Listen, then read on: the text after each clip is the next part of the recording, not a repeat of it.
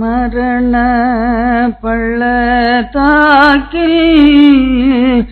நான் நடந்த வேளைகளில், மரண பள்ளத்தாக்கில் நான் நடந்த வேளைகளில், கர்த்தரே என்னோடிருந்து தேற்றினார்த்தம் கோலினார். கர்த்தரே என்னோடிருந்து தேற்றினார்த்தம் கோலினார். பாத்திரம் நிரம்பி வழிய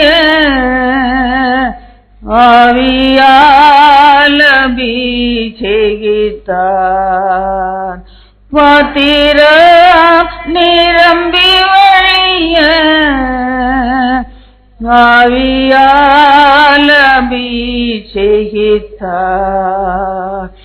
அஞ்சிடேன் அஞ்சிடேன் என் இயேசு என்னோடிருப்பதால். அஞ்சிடேன் அஞ்சிடேன் என் இயேசு என்னோடிருப்பதால். ஆமாண்டவரே, எங்களோடு கூடவே இருக்கிறேன். உங்களுடைய கோலும் தடி எங்களை தேற்றி வருகிறது. ஸ்தோத்திரம். காலை வேளையில எங்களோட இன்னொரு விஷயம் கூட பேசுங்க, அடியார் கேட்கிறோம்.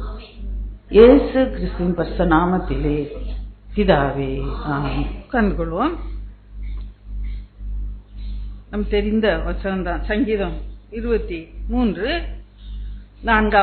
எடுத்தவர்கள் வாசிங்க. நான் மரண இருளின் பள்ளத்தாக்கிலே நடந்தாலும் பொல்லாப்புக்கு பயப்படேன். தேவரீர் என்னோட கூட இருக்கிறீர். உமது கோலும் உமது தடியும் என்னை தேற்றும். சங்கீதக்காரன் தன்னுடைய அனுபவத்தை சொல்லுகிறார். மரண பள்ளத்தாக்கிலே நடந்தாலும் என்ன முதல்ல நடத்தினதெல்லாம் அமர்ந்த தண்ணீர் அண்டைக்கு, பசுமையான புல் தரைக்கு நடத்தினார். இப்போ எங்க நடத்துறாரு? மரண பள்ளத்தாக்கிலே நடத்துறாரு. நம்முடைய வாழ்க்கையில் செழிப்பான நாட்கள், சந்தோஷமான நாட்களை எல்லாம் கடந்து வந்தோம். சில நேரம் உபத்திரவங்கள் வழியாய் நடத்தி செல்கிறார்.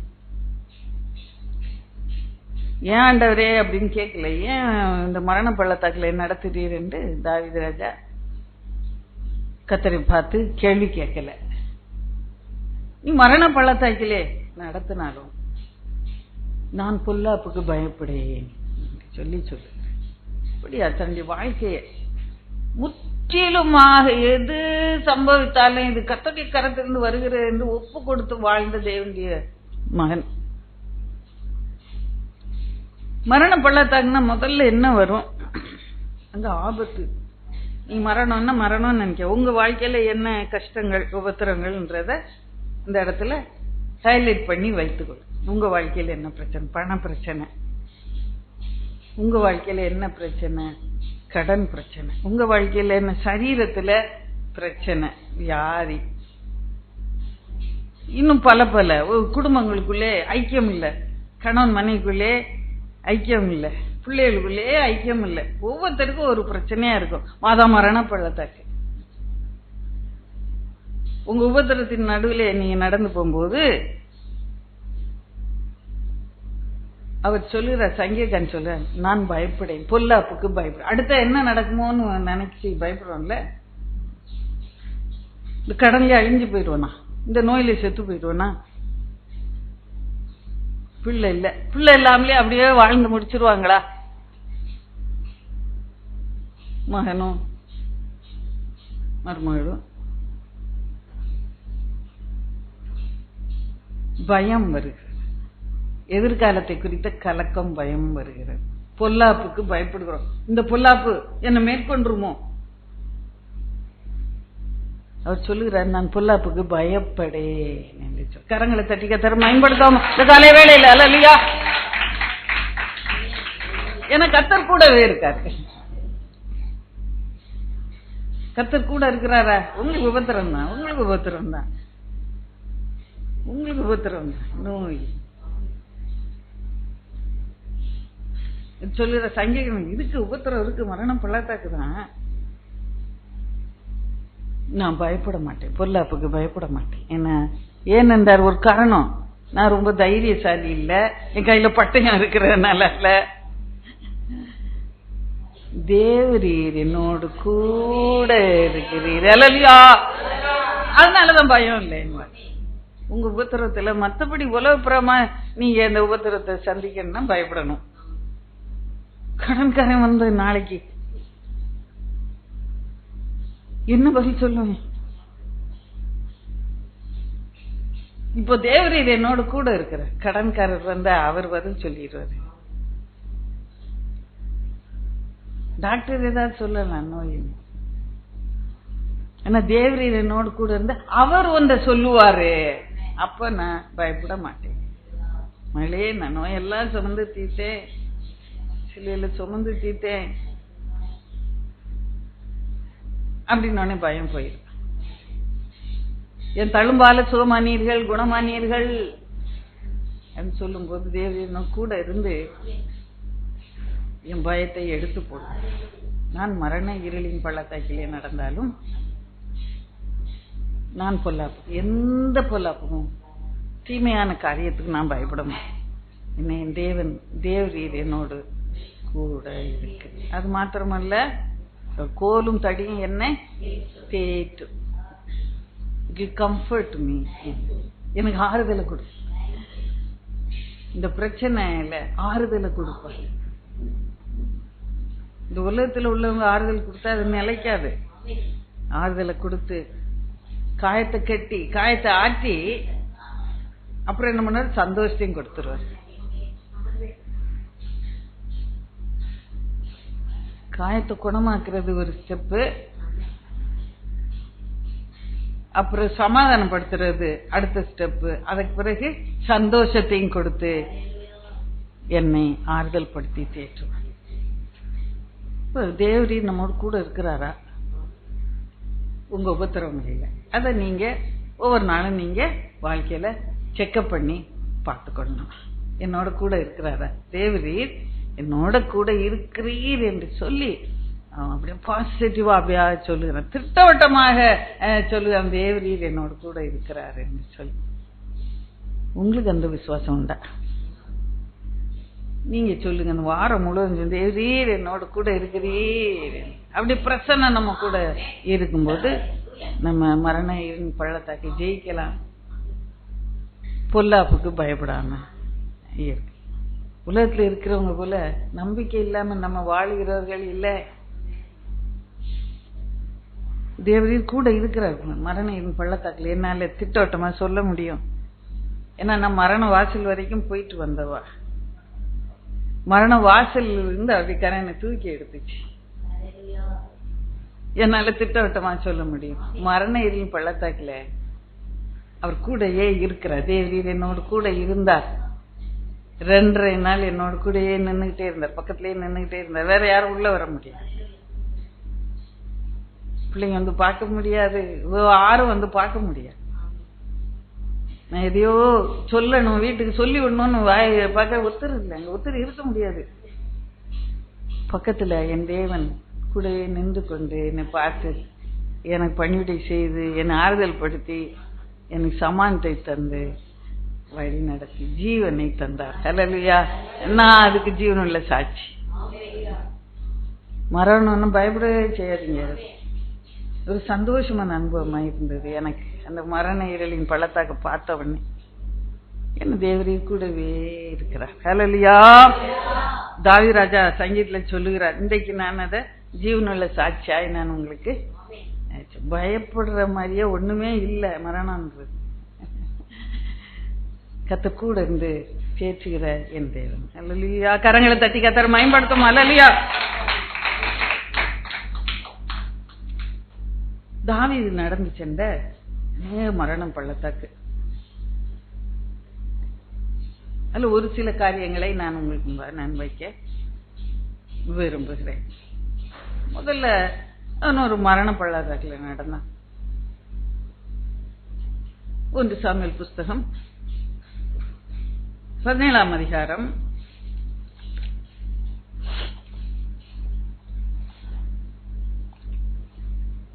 வாசிப்போம். 3ஆம் வசனம் வாசிப்போம். அந்த பக்கத்தில் ஒரு மலையின் மேலும் இஸ்ரவேலர் இந்த பக்கத்திலே ஒரு மலையின் மேலும் நின்றார்கள். அவர்களுக்கு நடுவே பள்ளத்தாக்கு இருந்தது. இங்க பாருங்க, ரொம்ப அழகான ஒரு வசனம். மலை உச்சியில 2 மலை உச்சி. உள்ள இஸ்ரேல் ஜனங்கள் சவுல் ராஜாவா இருந்த நாட்களிலே, இந்த பக்கம் பெலிஸ்தர், அவங்களோட யாரு இருக்கிறா? கோலியாத்து நிக்கிறா. நடுவுல அந்த 2 மலையும் சேர்ற இடம் என்ன இருக்கும்? பள்ளத்தாக்கு. அந்த பள்ளத்தாக்கு ஒரு மரண பள்ளத்தாக்காய் இருந்தது. இஸ்ரேல் ஜனங்களுக்கு ஒரு பொல்லாப்பின் பள்ளத்தாக்காய் இருந்தது. அந்த பெலிஸ்தன் எழுந்து வந்து நின்று தூஷிக்கும் போதே அவ்வளவு பேருக்கும் பயம். பயந்து பயந்து, ஏன்னா அவன் ஜெயிச்சா இவங்க எல்லாம் அவனுக்கு வேலைக்காரரா போகணும். இஸ்ரேலிய ஜெயிச்சா அவங்க எல்லாம் அவங்களுக்கு வேலைக்காரரா போகணும். அப்படியாக அவங்களுக்குள்ள உடன்படிக்கை பண்ணி கொண்டாங்க. சேனைகள் சண்டை போடக்கூடாதான். அந்த கோலியாத்து தான் கையின் மேல அத்தனை நம்பிக்கை வைத்திருந்தான், தன் பட்டயத்தின் மேல் அத்தனை நம்பிக்கை வைத்திருந்தான். ஒருவனாய் நம்ம யுத்தம் செய்வோம், ஒருவனை வர விடுங்கள், என்னோட யுத்தம் செய்யட்டும். கலக்கம் இருந்திருக்குமா இருக்காதா இஸ்ரேல் ஜனங்களுக்கு? பயங்கரமான பொல்லாப்பின் பள்ளத்தாக்கு. அது நிந்திக்கிறான். நிந்தனை நம்முடைய வாழ்க்கையில நிந்தனை இருக்குதா? பயம் இருக்குதா? அது ஒரு மரண பள்ளத்தாக்க. செத்துருவோமோ நம்ம அப்படின்னு நினைச்சு பயந்துட்டு இருக்கிறான். தாவீது ஒன்றுமே இங்க நடக்கிறது தெரியாம அந்த பள்ளத்தாக்குள்ள வர்றான், அனுப்பப்படுகிறான், கர்த்தராலே அனுப்பப்படுகிறான். அவன் சகோதரரை பார்க்கும்படியாக சகோதரர்களுக்கு சில பட்சணங்களை எடுத்துக்கொண்டு வருகிறான். அவங்க அப்பா போய் அண்ணன் மாற பார்த்துட்டு வா, யுத்தம் செய்ய போயிருக்கிறாங்க. அந்த பட்சணத்தை அங்க கொடுத்த மாதிரியே நம்ம அதுல வாசிக்கல. அங்க ஒரே கூச்சல் குழப்பமும் பயமும் கலவரம் மாதிரி இருக்கு. கோலியாத் வந்து நிந்திக்கிறான். நம்மள நிந்திக்கிறாங்களே, நம்ம செய்யாத குற்றத்தை வந்து நம்மகிட்ட தேடுறாங்களா? தேடினாங்க இல்லையா? நம்ம பண்ணா தப்புக்கா சில நேரம் குற்றம் சாட்டப்படுகிறோம் வீடுகளில். உன்னாலதான் வந்துச்சு அப்படின்றாங்கல்ல. எவ்வளவு அனுசரிச்சு போனார், என்னதான் நீங்க பணிந்து போன, அப்படி போயிட்டே இருக்கும். திடீர்னு ஒண்ணு வெடிக்கும், ஒன்னாலதான் அப்படின்ற அந்த நிந்தை அப்படியே வாழ்க்கையே உடஞ்சி இடிஞ்சு போன மாதிரி, இருதயமா உடஞ்சு போய் அப்படியே உட்காந்துருவாங்க. கொஞ்ச நேரத்துக்கு கை கால ஒண்ணும் ஓடாது. ஐயோ இந்த குடும்பத்துக்கு நான் இப்படி செஞ்சேன். இங்க பாருங்க, அவனை அவங்க அண்ணன்மாரு நிந்திக்கிறாங்க, அண்ணன்மாரு நிந்திக்கிறாங்க. உன் அகங்காரத்தை எங்க சொல், நீ யுத்தத்தை வேடிக்கை பார்க்க வந்த சொல். உன் அகங்காரத்தை துணிகரத்தை என்ன பண்ண, அந்த ஆடெல்லாம் என்னாச்சு, இந்த ஆடெல்லாம் அப்படியே விட்டுட்டு வந்துட்டியா, ஓ நான் பிடிச்சிட்டு போகுது அப்படின்னு அவங்க அண்ணன்மாரு. இவன் எல்லாம் அரேஞ்ச்மெண்ட் நீட்டா பண்ணிட்டு வந்திருக்கிறான்ல தாவீது. வேற காவலாளிய வச்சு பாத்துக்கன்னு சொல்லிட்டு அந்த பள்ளத்தாக்கு ஒரு நிந்தையின் பள்ளத்தாக்காக அவனுக்கு இருந்தது. அப்புறம் இவன் யுத்தம் செய்வேன் கோலியாத்தோட சொல்லி புறப்பட்டு போகிறான். அப்ப எல்லாரும் எனக்கு ஒரு நாள் முடியாது, தாவீது ராஜாட்ட சவுல் ராஜாட்ட முன்னால கொண்டு விடுறாங்க. அப்போ ஏதாவது உற்சாகமாக அவன் அந்த யுத்தத்துக்கு ஆசீர்வதித்து அனுப்பினான? இல்ல, நீ இளைஞன், அவன் பெரிய பயில்வான், அவன் யுத்தத்துல பழக்கப்பட்டவன், நீ பழக்கம் இல்லாதவப்பா, ஆடு மேய்க்கிறவப்பா. ஒரு நாள் முடிக்கிறேன் நம்முடைய வாழ்க்கையில டிஸ்கரேஜ்மெண்ட் வருதா?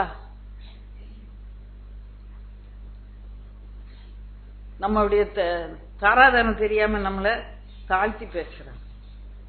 உனக்கு ஒண்ணும் தெரியாது, நீ மண்டு அப்படின்னு சொல்லி உட்கார வச்சுறாங்க நம்மள.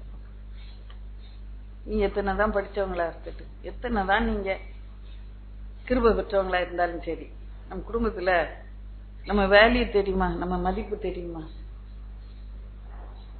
உங்க மதிப்பு குடும்பத்துல உள்ளவங்களுக்கு தெரியுமா? தெரியுதா?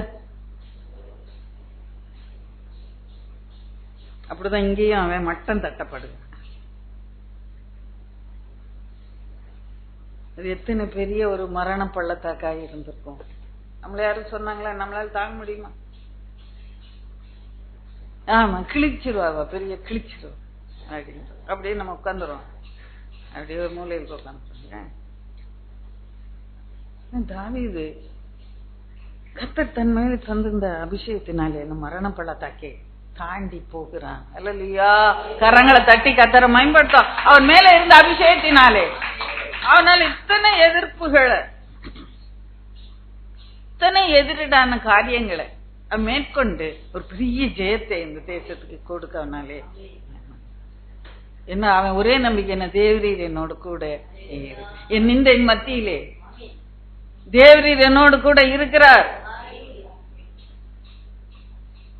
என் டிஸ்கரேஜ்மெண்ட் மத்தியிலே என் தேவரீர் என்னோடு கூட நீர் இருக்கிறீர்.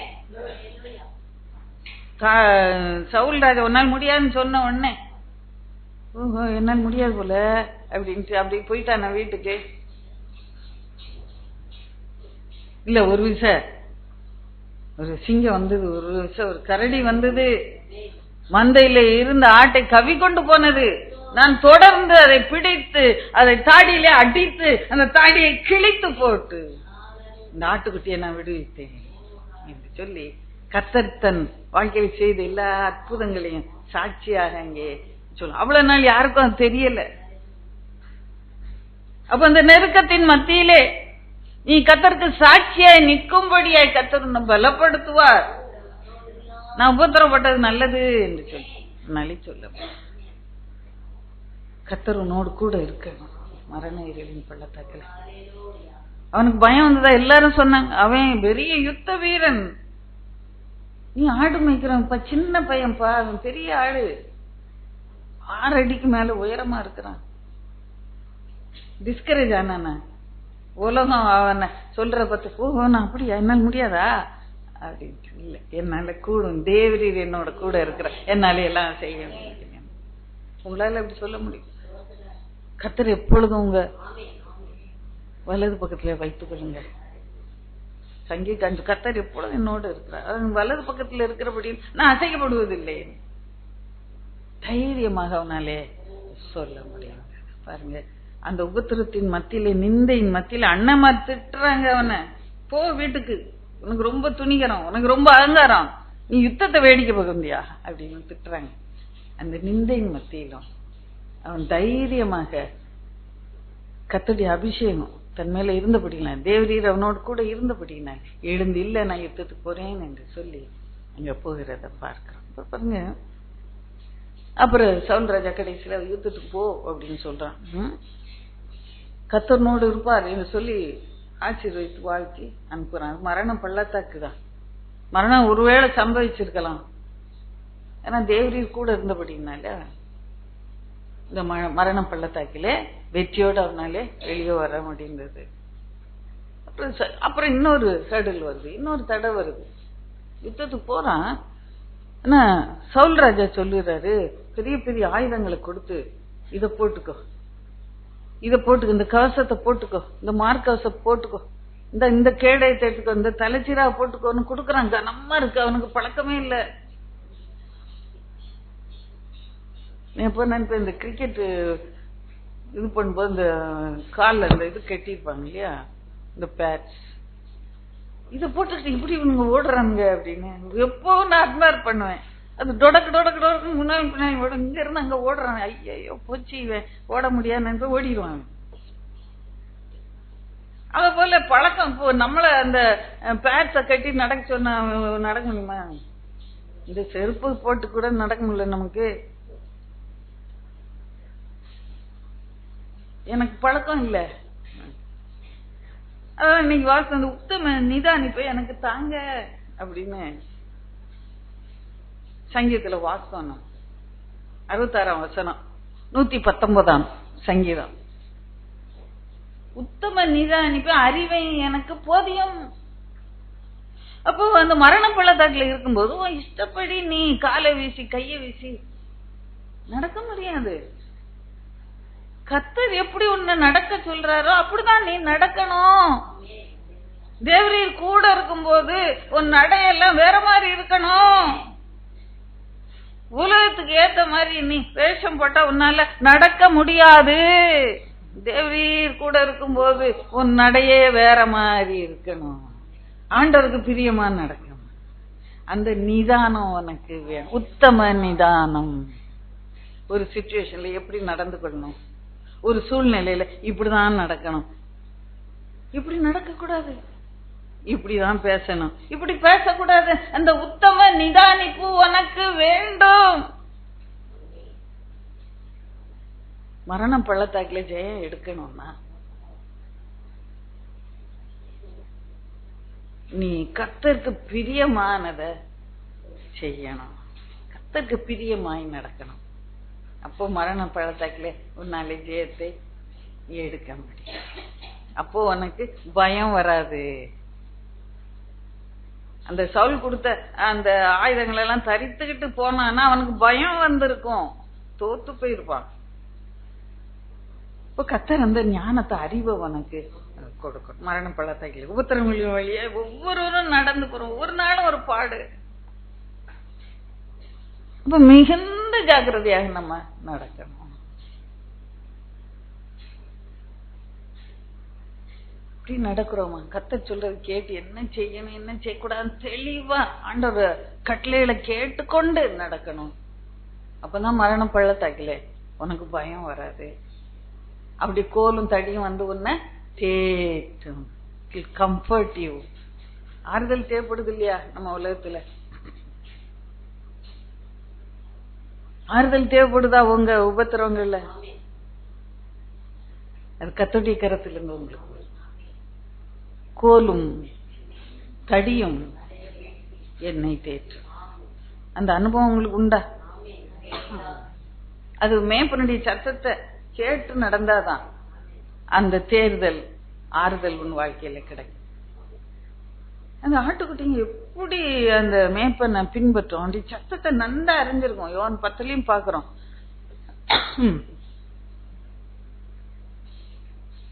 தேவநல்லூர்ல ஒரு நாள் நாங்க மாலை வேளையில் நின்று கொண்டிருந்தோம். நூற்றுக்கணக்கான ஆடுகள் அங்கே மேய்ந்து கொண்டிருந்தது. அங்கே எங்க சதுரி தோட்டம் பூரா நிக்குது. அதுல ஒரு மொட்டை பாறை, ஒரு 15 அடி உயரத்துக்கு ஒரு மொட்டை பாறை அப்படி இருக்கும்.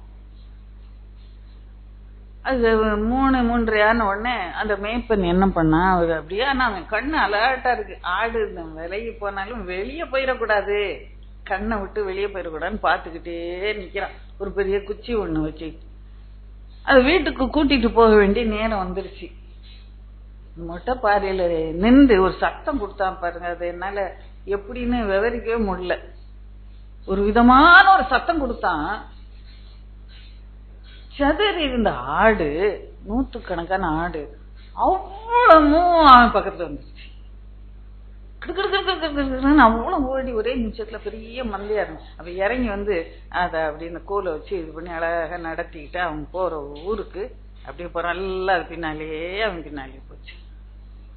பார்க்க இவ்வளவு அழகா இருந்துச்சு. நான் உடனே இயேசுதான் நினைச்சேன். அப்படி சத்தம் நம்ம செவி கொடுத்து அது என்ன சொல்லுறாருன்னு புரிந்து கொள்ளணும். அவன் எல்லாத்துக்கும் அதே சத்தம் கொடுக்க மாட்டான். வீட்டுக்கு போகணும்னா அதுக்கு ஒரு சத்தம் கொடுப்பான், அல்ல வழி தப்பி போச்சுன்னா அதுக்கு ஒரு ஆட்டுக்கு சத்தம் கொடுப்பான். இன்னும் கொஞ்ச நேரம் மேயின்னு சொன்னா அதுவும் சத்தம் கொடுப்பான். அது அந்த ஆட்டுக்கு தெரியும். அது கிராமத்துல இருந்தவங்களுக்கு வந்தவங்களுக்கு உங்களுக்கு தெரியும்.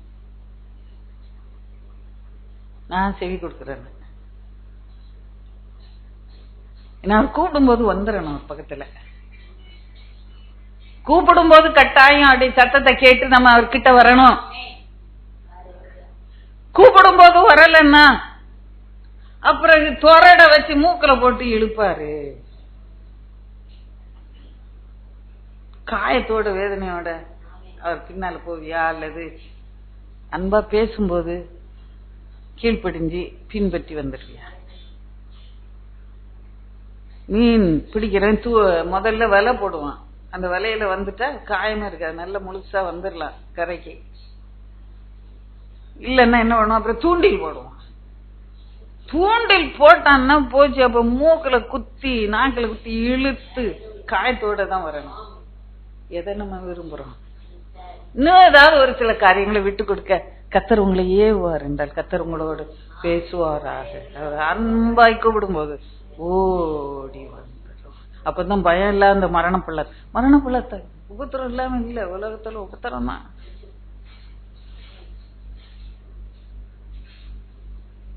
இன்னும் அநேக காரியங்களுக்கு நான் சொல்றேன்.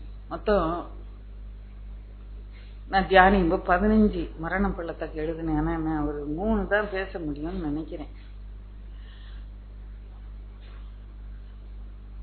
அவன் சொல்லுறான், அந்த கல்லு கூழாங்கல்ல எடுத்துக்கிட்டு போறான் எதிர கோலியாத் வரான். ஏதோ பெரிய ஒரு வீரன் வர போறான். பார்த்தா சின்ன பையன் வந்து நிக்கிறான். மாடு மேய்க்கிறப்ப கையில தடிய வச்சுக்கிட்டு, தடி இருக்கணும்ல மேய்ப்பண்ண, அதை வச்சுதானே தேட்டுவாரு நம்ம. அப்ப சொல்லிடுற, நீ தடியோட வர்ற, நான் என்ன நாயா அப்படிங்க. அப்புறமா தன்னுடைய தேவர் நாமத்தெல்லாம் சொல்லி சபிக்கிறான். சாபம், மரண பள்ளத்தாக்குல சாபம் வருதா? சாபம் விடுவாங்க நிறைய பேர். விடுறாங்களா? உங்களுக்கு தெரியாது, உங்க பின்னால சாபம் போட்டுக்கிட்டே இருப்பான்.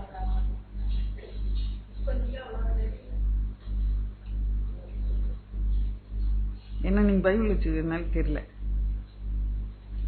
பைபிள் கையில இல்லைன்னா எல்லாம் தெரியும். சாபம் இப்படி ஆண்டவருக்குள்ள வந்தாலும் சாபம் எல்லாம் போயிடும். அது வேற கதை. நீ இந்த பகுதி உங்களுக்கு தெரிந்த பகுதினோடனே நான் வசனம் ஒன்னத்தையும் எடுத்து கட்டல. உங்களுக்கு தன்னுடைய தேவருடைய நாமத்தை வச்சு தாவீத சபித்து கொண்டு வந்தார். மரண பள்ளத்தாக்குல சாபம் வருவாங்க. உங்களுக்கு விரோதமா யாராவது வந்தாங்கன்னா உடனே சாபத்தான் போடுவாங்க. எடுத்தோடனே நீ நல்லா இருப்பியா அப்படின்றாங்க ஒரு வார்த்தை. மற்ற சாபம் அப்புறம் வரும். இது எடுத்த உடனே நீ நல்லா இருப்பியா அப்படின்ற. இந்த மரண பள்ளத்தாக்குல சாபம் அது உள்ளே கடந்து வருகிறோமோ?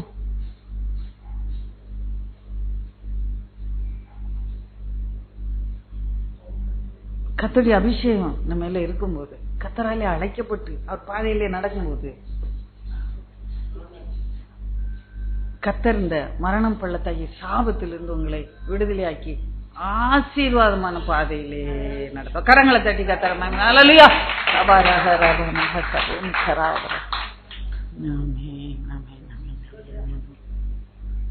அவன் தன்னுடைய தேவர்களுடைய நாமத்தை சொல்லிட்டு பெரிய கேடயம், பெரிய பட்டயம், பெரிய தலைச்சீரா, பெரிய ஈட்டி அதோட வர்றான். 45ஆம் வசனம் வாச்சு. தாவீது எப்படி பண்ணாருன்னு, தாவீது பெலிஸ்தரை நோக்கி, நீ பட்டயத்தோடும் ஈட்டியோடும் கேடகத்தோடும் என்னிடத்தில் வருகிறாய், நானோ நீ நிந்தித்த இஸ்ரவேலின் ராணுவங்களின் தேவனாகிய. ஒவ்வொரு வார்த்தையும் நீங்க மெல்ல அப்படியே சிங்க் பண்ணி பார்க்கணும், இதயத்துக்குள்ள உள்ள வச்சு பார்க்கணும். வாசிங்க. சேனை இஸ்ரவேலின் ராணுவங்களுடைய சேனைகளுடைய கர்த்தரின் நாமத்தினாலே எடுத்துக்குவார். அப்ப அந்த மரணம் பள்ளத்தாக்கை ஜெயிக்க, நம்முடைய வாழ்க்கையில உள்ள மரணம் பள்ளத்தாக்குகளை ஜெயிக்க, நம்முடைய வாழ்க்கையில் உள்ள பொல்லாப்புகளை ஜெயிக்க தேவனுடைய நாமம் ஒண்ணுதான் நம்ம விடுவிக்கும். அல்லேலூயா. கரங்களை தட்டி கர்த்தரை மகிமைப்படுத்த. அல்லேலூயா. கர்த்தருடைய நாமத்தின் மகிமை நம்ம அநேக வேளையில உணர்வதில்லை. ஒரு அம்மா கஷ்டப்பட்டு மகனை படிக்க வச்சு வெளியே தூர இடத்துக்கு அனுப்பியிருக்காங்க. அந்த தினம் மாதம் ஒரு கடிதம் வரும் மயன்ட்டு இருந்து, நல்லா விசாரித்து அதோட ஒரு செக் வைத்து அனுப்புவான். இந்த அம்மாவுக்கு செக்கு நான் படிக்காத ஜனம் என்னமோ அனுப்பியிருக்கான் அப்படின்ட்டு அதை என்ன பண்ணுமா, அந்த செக்கை எடுத்து செவத்துல ஒட்டி ஒட்டி வைக்குமா தூரப்படாம. அதை கொண்டு கொடுத்தா பணம் கிடைக்கும்னு அதுக்கு தெரியாது. பட்டினியில பசியில கடைசியில நோயில சுருண்டு படுத்து கிடக்கு. பார்க்க வர்றாங்க அவங்க சபையில இருந்து. ஏம்மா மகனை படிக்க வச்சீங்க, ஒரு காசு அனுப்ப மாட்டாரா? இல்லையா, கடிதம் அனுப்புவாரு, விசாரிச்சு அனுப்புவாரு. அப்புறம் அந்த பாஸ்டர் பாக்குறாரு, இது பூரா செக்கு, மாசம் மாசம் மாசம். அதோடைய மகிமை அவளுக்கு தெரியல, அறிவு இல்லை. இன்னைக்கு கர்த்தருடைய நாமத்தில் உள்ள மகிமைய வெற்றிய நம்ம அறிவில்லாம பயன்படுத்துவது இல்லை. பட்டினியில கிடக்கிறோம், பஞ்சத்துல கிடக்கிறோம், நோயில கிடக்கிறோம், சாபத்துக்குள்ள கிடக்கிறோம். நீ எடுத்து கர்த்தருடைய நாமத்தை பயன்படுத்துங்க. யெகோவா ரப்பா, யெகோவா ஈரே, யெகோவா நிசி. நீங்க சொல்லும் போது சேனையின் கர்த்தர், அவர் நாமம் சேனையின் கர்த்தர். சேனையின் கர்த்தர் நமக்கா யுத்தம் செய்யற கர்த்தர் தேவனுடைய நாமமே. அப்ப அதை எடுத்து நம்ம பயன்படுத்த வேண்டியது அவசியமாக இருக்கிறது. பயன்படுத்துறோமா நாமத்தை? அதோடைய மகிமை தெரியாது நமக்கு இன்னும். தாவீதுக்கு அந்த கூழாங்கல்னு நான் சொல்ல மாட்டேன், கூழாங்கல்லும் அடிச்சது ஒரு அடி நெத்தியில. ஆனா அந்த சேனையின் கர்த்தர் என்ற நாமம் அதோடு கூட போனபடினால் மரண பள்ளத்தாக்கிலே அவனுக்கு வெற்றி கிடைத்தது. அல்லேலூயா. கரங்களை தட்டி கர்த்தரை மகிமைப்படுத்த. அல்லேலூயா. சேனையின் கர்த்தர்னா லார்ட் காட் சபையோத் என்று சொல்லி சொல்லப்பட்டது. அதனால்தான் ஒவ்வொரு நாளும் காலையில் எழுந்தவனே கர்த்தருடைய நாமங்களை சொல்லி துதிச்சுக்கிட்டு எந்திரிப்போம். நம்ம பெட்ல இருந்து எந்திரிச்சு பல்லு வளர்க்கணும், போய் பாத்ரூம் போகணும், எல்லாம் பண்ணணும், எல்லாம் பைபிள் வாசிக்க வந்து உட்காரவே ஒரு 10 நிமிஷம் ஆயிடுது. எனக்கெல்லாம் ஆயிரும். அது வரைக்கும் என்ன பண்ணுவீங்க? உங்க மனசு அலப்பாயுமா அலப்பாயாத? என்ன பண்ண போறோம் இன்னைக்கு? இங்க போகணும், அங்க போகணும், இது செய்யணும், அது செய்யணும், பேங்க்குக்கு போகணும், எல்ஐசிக்கு போகணும். ஒவ்வொருத்தருக்கும் ஒரு அஜெண்டா இருக்கும். அதெல்லாம் நினைச்சுக்கிட்டே இல்லை. எந்திரிக்கும் போதே கர்த்தருடைய வசனத்தை சொல்லி எந்திரிங்க. கர்த்தாவே எழுந்தருளும், சத்துருக்கள் சிதறடிக்கப்படுவார்களா, பயக்கிறவர்கள் ஓடி போவார்களா சொல்லிட்டு எந்திரிங்க. கர்த்தருடைய நாமத்தை சொல்லி கதவு ஜன்னலை திறந்து வையுங்க. யெகோவா ஈரே, யெகோவா ரப்பா, யெகோவா நிசி, நீ லார்ட் காட் சபையோத் சேனையின் கர்த்தர் என்று சொல்லி நாமத்தை சொல்லி சொல்லி ஒவ்வொரு அறையிலையும் போய் ஜன்னலை கதவை திறந்து வைங்க. கர்த்தருடைய தேவ பிரசன்னம் உங்க வீட்டை முழுவதும் நிரப்பிக்கொள்ளும். யெகோவா ஈரே உங்க வீட்டை நிரப்புனார்னா உங்களுக்கு ஏதாவது குறை வருமா வாழ்க்கையில?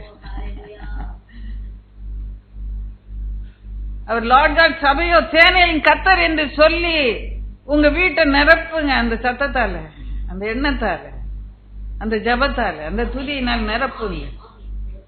எவனாவது யுத்தம் செய்ய வருவானா? அன்னைக்கு முடியாது. கர்த்தருடைய நாம் பலத்த துருகம், நீதிமானவர்களை ஓடி சுகமா இருப்பார். கரங்களை தட்டி கர்த்தரை மகிமைப்படுத்த. அல்லேலூயா.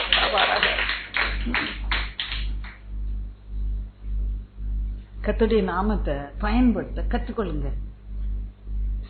அந்த படிக்காத அறிவில்லாத அந்த தாயை போல அது பைபிளுக்குள்ள இருக்குன்னு அப்படியே வச்சுக்கிட்டு எடுத்து பயன்படுத்தாம இருக்காது. நாமத்தை பயன்படுத்துங்க. அந்த செக்கை எடுத்து நான் கொண்டு போய் கொடுத்தா எனக்கு ரூபா தருவோம், 1000 ரூபா.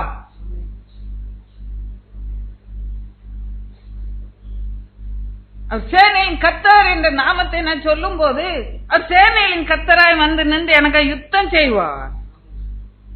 பயன்படுத்துங்க, எடுத்து இருக்கு. உண்மை, பைபிள்ல எல்லாம் இருக்கு, உண்மைதான். நீங்க அதை விசுவாசத்தை எடுத்து பயன்படுத்துறீங்களா? மரண இருளின் பள்ளத்தாக்கிலே வேற ஒன்றும் உங்களுக்கு தேற்றாது, ஆறுதல் படுத்தாது. கர்த்தருடைய நாமம் உங்களை ஆறுதல் படுத்தும், உங்களை தேற்றும், உங்களுக்கு வெற்றியை தரும், உங்களை ஆசீர்வதிக்கும். மகத்தான வெற்றி அங்கு தாவீது அந்த மரண பள்ளத்தாக்கில், அந்த ஏலா பள்ளத்தாக்கில் மகத்தான வெற்றி கிடைத்தது. கர்த்தர் பெரிய காரியங்களை செய்தார். தாவீதின் கையிலே பட்டயம் இல்லாத இருந்த இந்த 50ஆம் வசனம் பார்த்தீங்க. பட்டயமா இருந்துச்சு, இல்ல ஒண்ணுமே இல்லை. அவன் உளுந்துட்டான், கூழாங்கல் இருந்து அடிச்சான். ஆனா கர்த்தர் அவனை கீழே விழத்தள்ளினார். இப்ப பட்டயத்துக்கு என்ன பண்ண? தலைய நான் உன் தலையை வாங்குவேன்னு சொல்லிட்டு பண்ணேன். இப்ப தலையை வாங்கணும், என்ன பண்றது? பட்டயம் இல்ல.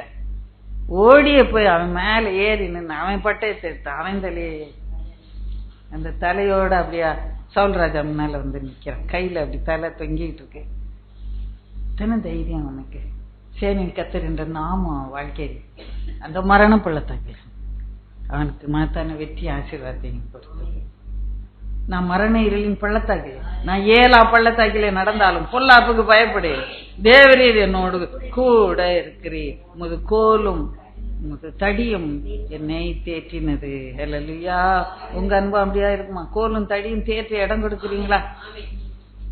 கோலும் தடியும் இந்த வார்த்தை தான், தேற்ற இடம் கொடுங்க. கோலும் தடியும் ஆவியானுடைய அபிஷேகம் தான், தேற்ற இடம் கொடுங்க. அந்த கோலும் தடியும் கர்த்தர் மேல வைத்திருக்கிற நம்பிக்கை, விசுவாசம் தான். தேற்ற இடம் கொடுங்க, இடம் கொடுங்க. கர்த்தர் பெரிய காரியங்களை ஆச்சரிப்பாங்க. ரெண்டாவதாக நான் சொல்லுவேன், எது பள்ளத்தாக்கு? மரண பள்ளத்தாக்கு. நம்ம வாசிப்போம், எடுத்து வாசிப்போம். 1 சாமுவேல்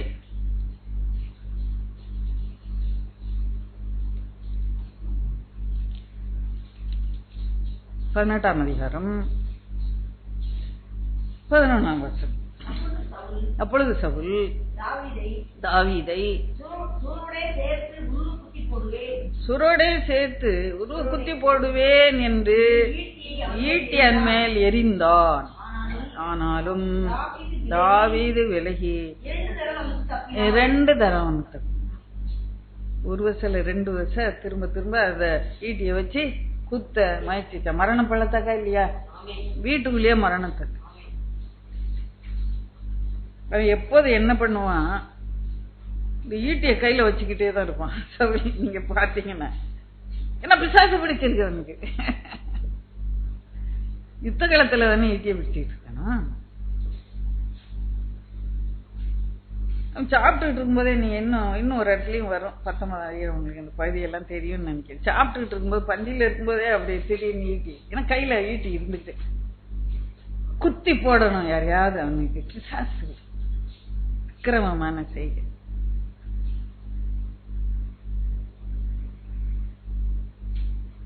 ஈட்டியை 2 முறை அப்படி எரிந்தோம். தாவீது விலகி 2 தரம் அவனுக்கு தப்பினான். இந்த பகுதிகளெல்லாம் நீங்க வாசித்தீங்கன்னா தாவீது தப்பி ஓடினான், தப்பினான், ஓடினான், ஒளித்து கொண்டான், இப்படி எல்லாம் இருக்கும். அவன் ராஜாவை வந்து உட்கார வரைக்கும் இந்த வார்த்தைகளை ஒவ்வொரு பகுதியிலும் பயந்து ஓடினான்.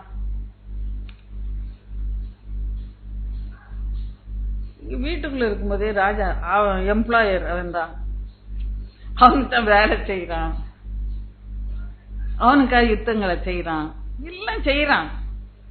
சவுலுக்கு வேண்டியது எல்லாத்தையும் செய்யறான். தாவீது தான் அனுப்புனா ஒரு இடத்துல போய் புத்திமானா போய் அந்த காரியத்தை செஞ்சுட்டு வருவானா. யுத்தம் போகணும்னா சவுல் போக மாட்டாரு, இவர் தான் யுத்தத்துக்கு அனுப்பி அங்க வெற்றியை பெற்றுட்டு வரும். அப்படி உதவியா இருக்கிற ஒரு மனுஷன் அவனுடைய மதிப்பு தெரியாம அவனை எப்படியா கொண்டு போடணும். இன்னைக்கு பிசாசு அப்படித்தான் ஏதாவது சொல்லி நம்மளை குற்றப்படுத்தி குடும்பத்திலே சமானத்தை கெடுக்கிறது, மனசுல சமானத்தை கெடுக்கிறது. இந்த வேலையெல்லாம் இந்த பிசாசு எவனை விழுங்கலாமோ என்று வயதேடி சுற்றி திரிகிறான் சொல்லி பாருங்க. எபேசியர் 6:14. எல்லாத்துக்கும் மேலாக சத்ரு எரிகிற அக்னி அஸ்திரங்களை எல்லாம், பிசாசு எரிகிற அக்னி அஸ்திரங்களை எல்லாம், அக்னி அஸ்திரங்கள் எல்லாம் ஒன்ன போட்டு சும்மா இருப்பானா? அக்னி அஸ்திரம் இல்ல, போட்டுக்கிட்டே இருப்பாங்க.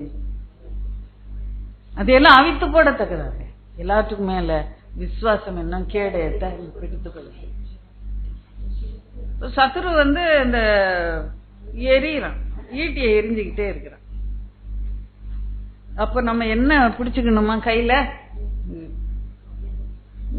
என்ன சொல்ல மாட்டேங்கிறீங்க? ஃபாலோ பண்ணல, விளங்கலையா? நான் ரொம்ப வேகமா சொல்றேன்.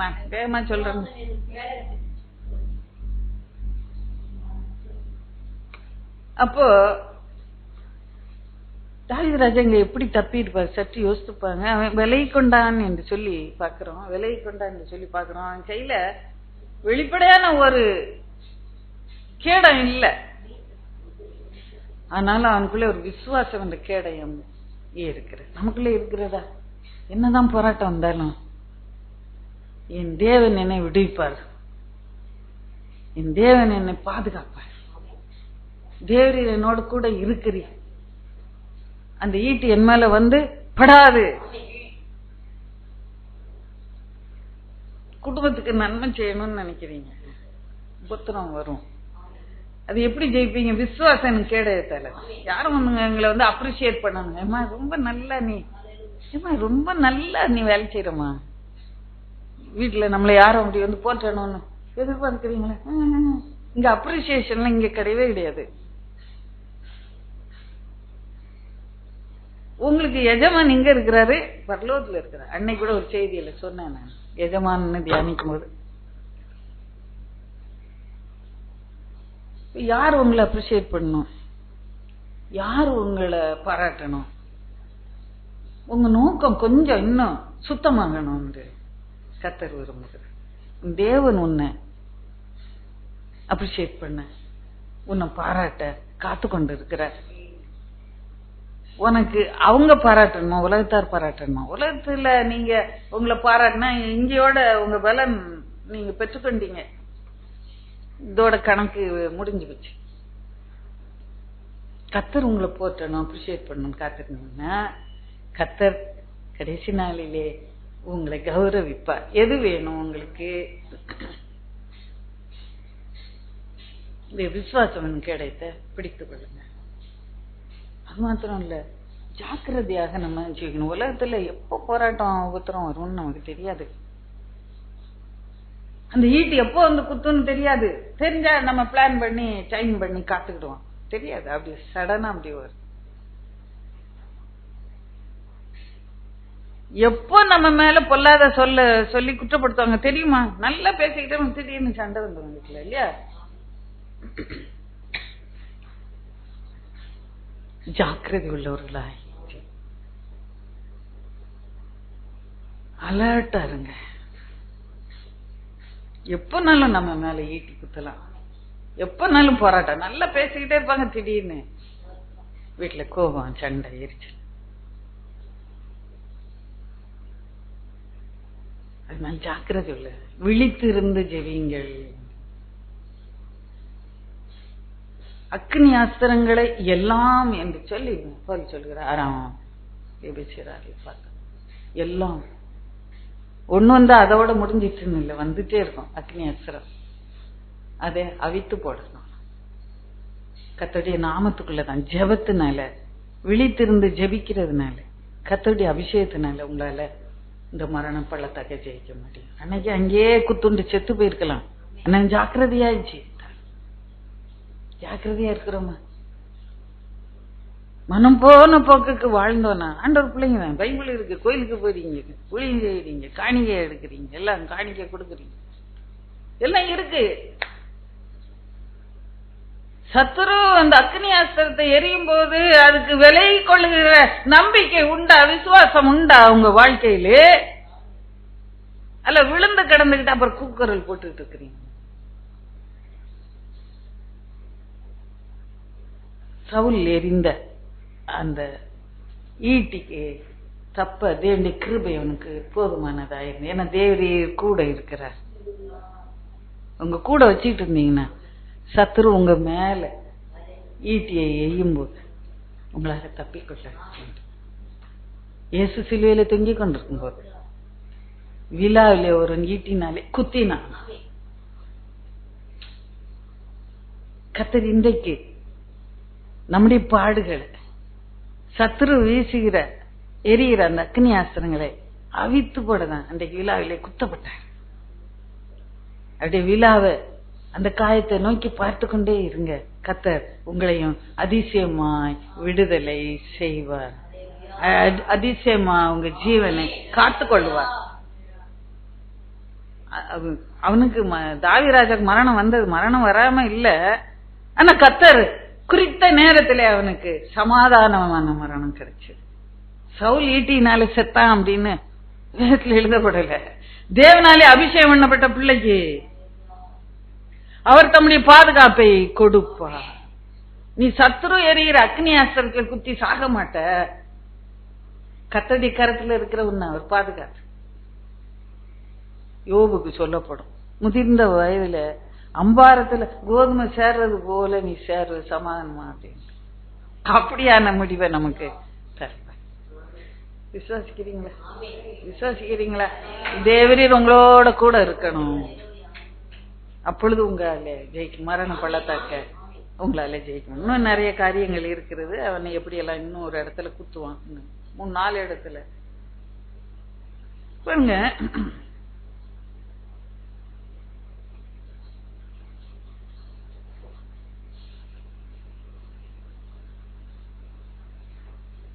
இன்னும் ஒரு காரியத்தை பார்த்துட்டு நம்ம தியானத்தை முடிக்கலாம். 1 சாமுவேல் 19, 11, 12. தாவீதை காவல் பண்ணி மறுநாள் காலமே அவனை கொண்டு போடும்படிக்கு வீட்டுக்கு சேவகரை அனுப்பினான். மீகாள் அறிவித்து, நீர் இன்று ராத்திரியில் பிராணனை தப்பித்துக் கொள்ளாவிட்டால் நாளை கொண்டு போடுவேன் சொல்லி 12. மீகாள் போய் மீகாள் பண்றது பாருங்க. மீகாள் தாவீதை ஜன்னல் வழியா இறக்கி விட்டார். பாருங்க, தப்பி ஓடி. நான் சொன்னேன்ல, தப்பி ஓடி ஒளிந்து கொண்டு இப்படி வந்துட்டே இருக்கும் இந்த பகுதியில். இங்க சங்கீதம் இப்ப எடுக்கணும் 52 இருந்து 59 வரைக்கும் பாத்தீங்கன்னா அதெல்லாம் அவன் இந்த தப்பி ஓடி போன நேரங்கள்ல பாடப்பட்ட சங்கீதம். யாரோ வந்து காட்டி கொடுக்குறாங்க, யாரோ கோழி சொல்றாங்க, இப்படி எல்லாம் அதுல வரும். அப்படி சங்கீதம் பாடிக்கிட்டே தான் போடுறாரு அவரு, ஒளிந்து. இங்க பார்க்கிறோம், அதுக்கு முந்தின நாள் தான் இந்த பகுதியில் சவுல் வந்து இன்னொரு அட்டை அந்த ஈட்டி இன்னொரு அட்டை அந்த பந்தியில இருக்கும்போதே எரியிறான் மேல. அவன் மேல படல, அவன் தப்பித்து கொண்டான் என்று சொல்லி பார்க்கிறோம். இன்னும் ஓடி போயிடுறான், அரண்மனைட்டு ஓடி போய் எங்க இருக்கிறான்? வீட்டுல இருக்கிறான். அப்போ ஒரு செய்தி வருது. மீகாளுக்கு தெரிஞ்சிருக்குமா அவங்க அப்பா செய்ய போறது? அவளுக்கு தெரிஞ்சிருக்குமா தெரியாதா? அவளுக்கு 4 ஆள் இருந்திருக்கும், வேலைக்காரங்க யாராவது வந்து சொல்லியிருப்பாங்க. வீட்டுல வந்து இருக்கிறான். அப்போ சொல்லுவான், உன்னை காவல் பண்ணி அவனை இழுத்துக்கிட்டு வான்னு சவுல் சொல்லி இருக்கிறார். நீ என்ன பண்ண? இங்க இருந்தனா கொலை செஞ்சிருவாங்க உன்னை, நீ ஓடி போயிரு. மீகாள் சொல்லி, அவ புருஷனை காப்பாற்றுவாள மாட்டாளா? அவங்க ஒரு பக்கம் அப்பா, ஒரு பக்கம் புருஷன். என்ன பண்றது? புருஷனுக்கு தான் அவ உதவியா இருந்து. ஏன்னா அவங்க அப்பா செய்யற தப்புன்னு எல்லாருக்கும் தெரியுது. என்ன செய்யறா அவ பாருங்க, ஒரு சின்ன சூழ்ச்சி செய்யறா. அப்படி காவல் சேவர் வந்து பிடிச்சிட்டு போகணும்னா என்ன பண்ணா, அவர் சோகம் இல்லாம படுத்திருக்கிறாருன்னு சொல்லி விட்டுறா முதல்ல. அதுக்குள்ள அண்ணா தாவீத வந்து அனுப்பி விட்டாச்சு. கட்டில சோகம் இல்லாத மாதிரி படுத்திருக்கிறாருன்னு ஒரு பெட்ஷீட்டை போட்டு மூடி வச்சிருக்க. உள்ள ஆள் கிடையாது. அண்ணா ஒரு ஆட்டுக்குட்டி தோலை தலை மாதிரி கொஞ்சம் போட்டு இவ்வளவு தூரம் பெட்ஷீட் வச்சு மூடி ஒரு சுரூபத்தை எடுத்து வச்சு என்னெல்லாம் பண்ணிருக்கா பாருங்க. உங்களுக்கு எவ்வளவு புத்தி வருமா? நீங்க அப்படி சூழ்ச்சியில பண்ணீங்களா? நல்ல டிராமா மாதிரி இருக்கு இல்லையா வாசிக்க. அப்ப சேவர் வர்றாங்க, அவர் சோமெல்லாம் படுத்திருக்கிறாரியா, ரொம்ப மைல்டு ஹார்ட்டட் பீப்புள் அவங்க உடனே பார்த்து சோமில்லாதவனை போய் கொண்டு போய் கொல்லவா அப்படின்னு போட்டு போயிடுறாங்க. இதுக்கு சவுல் ராஜாவுக்கு ஒரே கோபம், படுத்து கிடக்கான கட்டிலோட தூக்கிட்டு வாடா அப்படின்னு. அங்க வேகமா பெட்ஷீட்டை உருவி பார்த்தா என்ன இருக்கு, சுரூபம் ஒரு பொம்மை படுத்து கிடக்கு. தலைமாட்டில் ஒரு முடி மாதிரி வச்சு இந்த ஆட்டுக்குட்டி முடிய அப்படி வச்சிடுறாங்க தோல். கோபமாக்கு ஏமாத்தப்பட்டோம் பயங்கர கோபத்துல கத்திட்டு கிடக்குறான். அதுக்குள்ள இவ என்ன பண்றா, தாவீத மெயின் வாசல் வழியா போனா ஊர் ஜனம் பாத்துக்கிடும், சொல்லி கொடுத்துரும். மீகா பக்கம் தாவீது பக்கம் 4 பேர் பேசினாலும் சவுல் பக்கம் 4 பேர் பேசுவாங்க இல்லையா, இவன் ஓடுறான் அந்த ஓடுறான்னு பிடிச்சிடுவாங்க. அதனால என்ன பண்ண, வாசல் வழியா அனுப்பல. வாசல் பூட்டின அப்படியே இருக்கு. ஒரு ஜன்னலை திறந்து ஜன்னல் வழியா இறக்கி விட்டாவன் தப்பிச்சு ஓடி போனான் என்று சொல்லிப்பாரு. மரண இருளின் பள்ளத்தாக்கிலே நான் நடந்தாலும் பொல்லாப்புக்கு நான் பயப்படேன், தேவரீர் என்னோட கூட இருக்கு.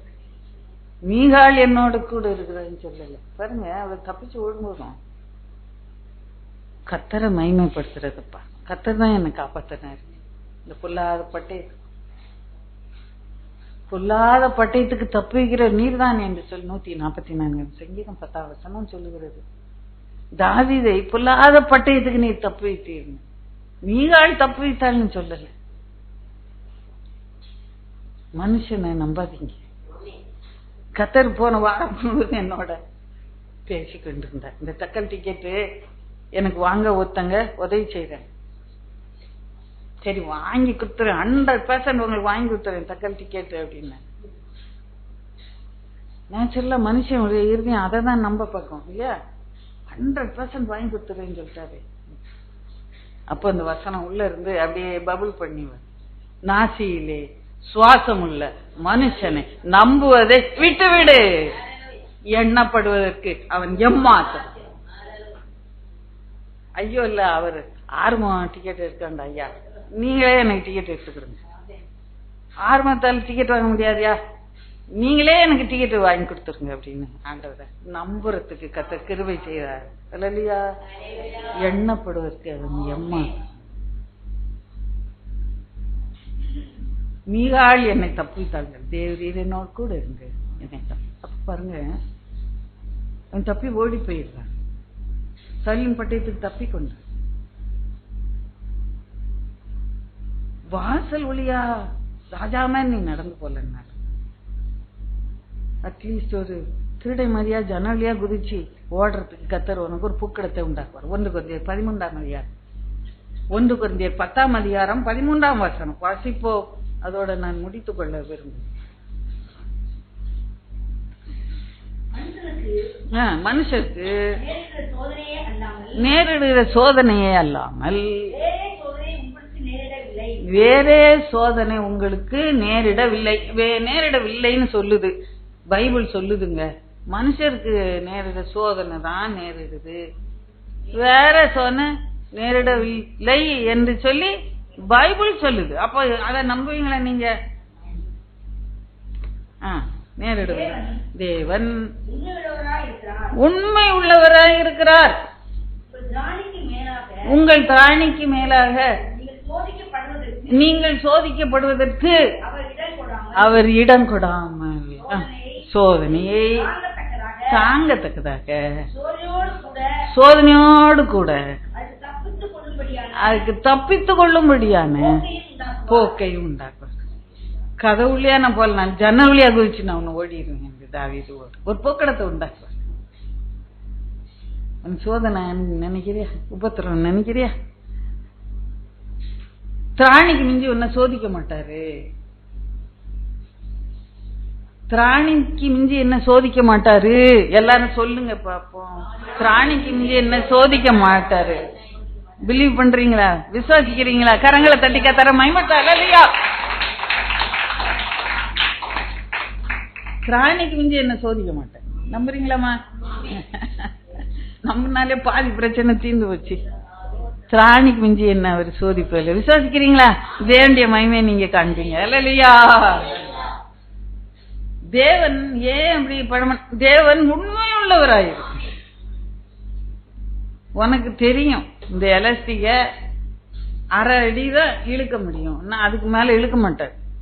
இந்த எலாஸ்டிக்க ஒரு அடி இழுக்கலாம், நினைச்சா ஒரு அடி இழுத்துறாரு.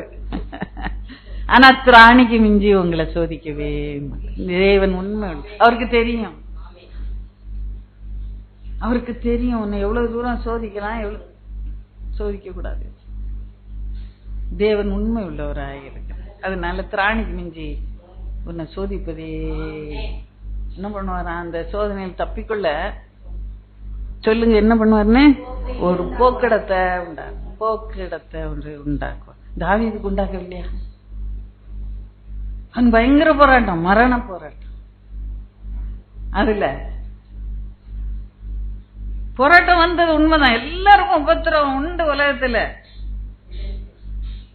கதவுள்ளே அவனால ஓட முடியல. தான் வீட்டுல ராஜாவாக அபிஷேகம் பண்ணப்பட்டான், தான் சொந்த வீட்டுல சொந்த ஊர்ல வீட்டை கதவை திறந்து போக முடியல, தப்பிச்சு போக முடியல. மனைவி என்ன பண்ண? ஜன்னலை திறந்து விட்டு இறக்கி விட்டு போக்கிடத்தை உண்டாக்கி தப்பி ஓடி போயிட்டான். நான் சொல்லுகிறேன் 1 சாமுவேல் 20:3 மரணத்துக்கும் எனக்கும் ஒரு அடி தூரம் மாத்திரம் என்று யோனத்தான்ட்ட சொல்றேன். அந்த யோனத்தானுடைய அன்பு தாவீது மேல அவ்வளவா இருந்தது. அந்த அன்பு அவனை பல சூழ்நிலையில காப்பாற்று. அந்த 20ஆம் அதிகாரத்தை வாசிங்க. அந்த அம்பை எய்ய வச்சு,